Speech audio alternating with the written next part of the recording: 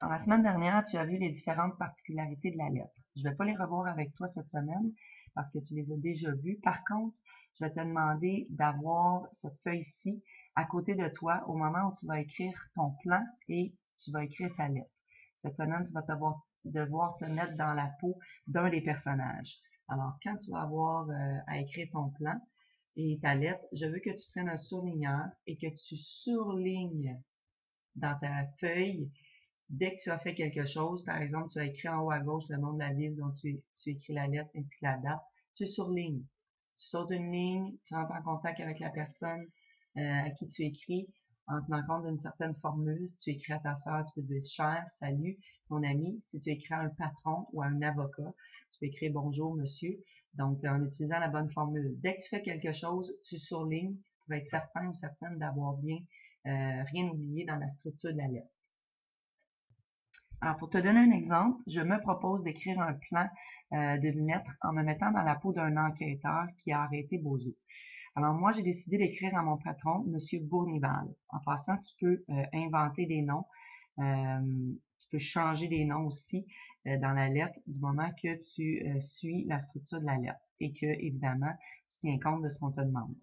Alors, dans l'introduction, je vais trouver la raison pour laquelle j'écris la lettre à Monsieur Bournival.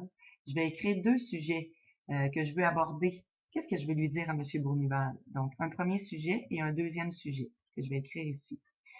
Dans le développement, ça fait partie de mon introduction. Dans le développement, le sujet que j'ai écrit ici, je vais le mettre en vert, et le deuxième sujet que je vais aborder, je vais le mettre en bleu. Donc, dans le développement, ici, on saute un paragraphe, hein? On saute deux lignes. Je change de paragraphe. Donc, dans le premier sujet que je vais aborder, celui que j'aurais écrit ici, je vais le mettre en vert. C'est lui que je vais parler dans le premier paragraphe de mon développement. Donc, on suit ici, introduction, c'est un paragraphe complet. Tout ça ici, là, ça fait partie d'un paragraphe. Ensuite, dans le développement, c'est mon deuxième paragraphe. Et c'est mon premier paragraphe du développement. C'est le premier sujet que je veux aborder. Et dans le deuxième paragraphe du développement, qui est un autre paragraphe, ça va faire partie du deuxième sujet que je vais avoir nommé ici. Donc, très important que tu sépares ici ton premier sujet dans le premier paragraphe du développement et ton deuxième sujet dans le deuxième paragraphe du développement. Et ensuite, dans la conclusion, je vais écrire un commentaire en m'adressant directement à M. Bournival, en soit faisant un commentaire, en faisant un souhait, peu importe. Donc, je suis la structure de la lettre et je signe mon nom à la fin de la lettre et j'écris aussi en lettres moulées le nom que je vais avoir signé. Donc, voilà pour le plan. Alors maintenant, je viens de remplir le plan que je t'avais montré précédemment, qui était vierge avec mes couleurs. Donc, moi, j'ai décidé d'écrire, ça c'est seulement mon plan. Donc, la raison pour laquelle j'écris la lettre, tantôt je t'ai dit que j'écrivais à M. Bournival. Donc, la raison pour laquelle j'écris la lettre, c'est pour lui faire part des résultats de mon enquête. Donc, je vous écris cette lettre pour vous faire part des résultats de mon enquête. Les sujets que je vais aborder, ici dans le plan, je fais juste écrire les grandes lignes. Hein. Donc, je veux présenter les étapes qui m'ont conduit à l'arrestation du coupable. Je veux aussi lui présenter mes conclusions quant à l'analyse des indices. Une fois que je vais avoir recueilli tous mes indices, ben, j'ai déterminé c'était qui le coupable. Donc, je vais lui faire part de ça dans le deuxième paragraphe. Donc, dans le premier paragraphe du développement, je n'oublie pas d'utiliser des marqueurs de relation. Tu te souviens, dans une capsule précédente, je t'ai mentionné que à chaque fois que tu écris des marqueurs de relation, c'est des points de plus. Les profs adorent ça, les marqueurs de relation dans un texte.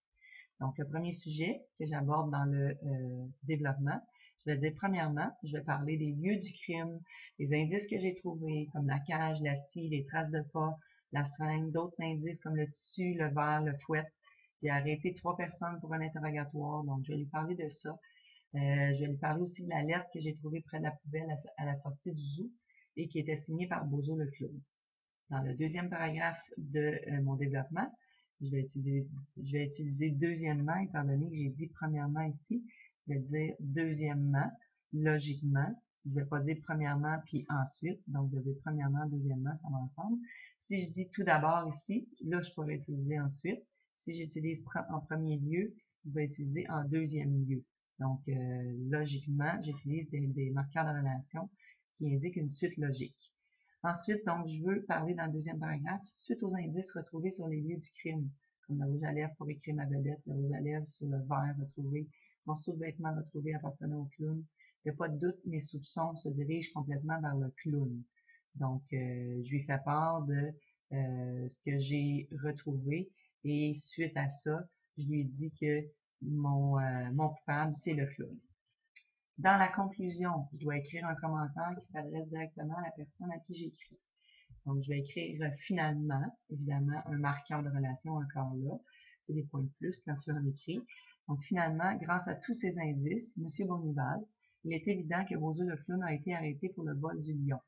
En espérant que cette lettre vous aura permis de mieux comprendre ma décision d'arrêter ce clown audacieux et insolent.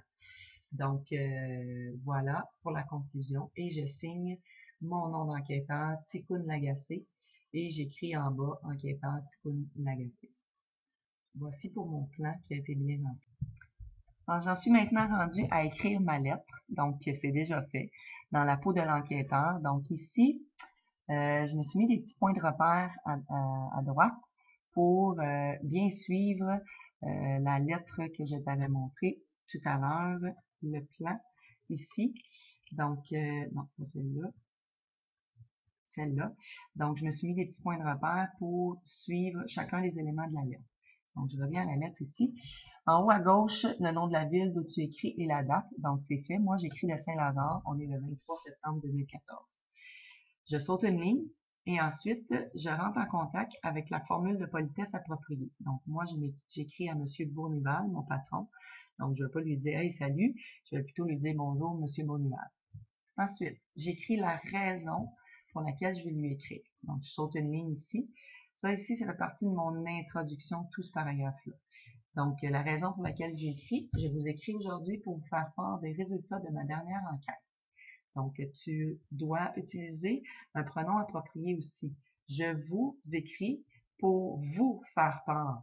Donc, je ne vais pas dire je t'écris pour vous faire part. C'est important de toujours utiliser le même pronom. Donc, je vous écris pour vous faire part des résultats de ma dernière enquête. Donc, toi aussi, tu dois avoir une première phrase qui ressemble à celle-là en t'adressant à la personne à qui tu écris.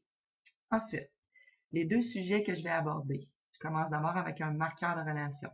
Je vais vous décrire toutes les étapes qui m'ont conduit à l'arrestation du coupable. Donc, souviens-toi, ce que j'ai écrit ici, c'est ce que je dois avoir dans mon premier paragraphe, plus bas, ici, dans le premier paragraphe du développement. Et j'oublie pas d'utiliser des marqueurs appropriés. Donc, tu vois, moi, j'ai écrit ici tout d'abord et après ça, je commence avec premièrement pour le premier sujet. Ensuite, donc, si j'ai écrit tout d'abord, je dis ensuite pour présenter mes deux sujets. Ensuite, je vous ferai part de mes conclusions quant à l'analyse des indices trouvés. Donc, j'écris mon deuxième sujet que je vais aborder dans le deuxième paragraphe du développement. Donc, je suis rendu au développement. J'ai sauté une ligne ici. Premier paragraphe du développement. Je le lui raconte, ce que je lui ai dit ici. Je vais lui décrire les étapes qui m'ont conduit. Donc, moi, c'est ce que je raconte ici. En disant, premièrement, le matin du 29 août, j'écris une lettre. Donc, je lui raconte dans les détails ce que j'ai fait. Le matin du 29 août, je me suis rendue sur les lieux du zoo pour observer la cage vide de leur plus précieux animal, leur lion. J'ai trouvé une cage vide dont les barreaux avaient été sciés. Le coupable avait probablement endormi le lion puisqu'il y avait une seringue qui contenait un calmant tout près de la cage. Il a ensuite écrit « Il sera ma vedette », comme si le coupable désirait s'approprier le lion pour un de ses spectacles. Tout près de la cage, le voleur de lion avait abandonné son fouet et son verre, sur lequel j'ai aperçu une trace de rouge à lèvres. J'ai également retrouvé un morceau de vêtement derrière la cage. Après quelques jours à observer les lieux, j'ai finalement interrogé un adolescent, une contorsionniste et un clown sur leur emploi du temps durant la nuit du 28 au 29. Donc ça, c'est ce que je voulais aborder dans le premier paragraphe. Maintenant, dans le deuxième paragraphe, j'utilise un marqueur de relation qui fait suite à celui que j'ai utilisé ici. Donc, si j'ai dit premièrement, je vais dire deuxièmement ici. Donc, je lui raconte mon deuxième sujet, le deuxième aspect que j'ai mentionné ici dans l'introduction. Je m'en viens le développer ici. Donc, j'ai rencontré la directrice du zoo pour lui faire part du nouveau dans l'affaire. J'ai retrouvé une lettre tout près d'une poubelle sur laquelle Bozo avoue vouloir mousser sa popularité. Il a donc scié les barreaux de la cage après avoir endormi Mion avec un calmant. Après avoir analysé le rouge à lèvres laissé sur le verre du cirque, nous avons identifié l'ADN de Bozo. J'aurais pu aussi dire que on a retrouvé des empreintes digitales sur la scie. J'aurais pu mentionner ça aussi. Lorsque je l'ai interrogé, son alibi n'était pas du tout crédible. Donc, j'ai interrogé Bozo. Donc, ça m'amène à tirer des conclusions. Donc, dans la conclusion, j'utilise un marqueur approprié. Grâce à tous ces indices, je lui fais part, donc mon marqueur, dans la fin de la lettre, par un petit message, un petit résumé, un souhait ou un commentaire qui s'adresse directement à la personne qui va recevoir ma lettre. Donc, c'est pour ça ici que j'écris Monsieur Bonival. Donc, grâce à tous ces indices, Monsieur Bonival, il est évident que Bozo le clown a été arrêté pour le vol du lion. En espérant que cette lettre vous aura permis de mieux comprendre ma décision d'arrêter ce clown qui était audacieux et insolent. Et je n'oublie pas de signer ici Ticoun Lagacé, ma signature. Donc, tu pourras utiliser une écriture particulière ou tout simplement la signer à la main une fois que tu l'auras imprimée. Donc, et tu écris en écriture, en lettres moulées, sous la signature, le nom, ton nom exact, enquêteur Ticoun Lagacé. Alors, moi, au fur et à mesure que j'écris la lettre, j'aurais souligné dans le plan ici tous les éléments pour être certain de n'avoir rien oublié. Donc aussi, n'oublie pas que c'est important de faire attention à la façon dont tu t'adresses à la personne dans la lettre. La lettre doit contenir des pronoms à la deuxième personne, soit toi ou tu, ou encore vous si tu t'adresses à quelqu'un de plus élevé.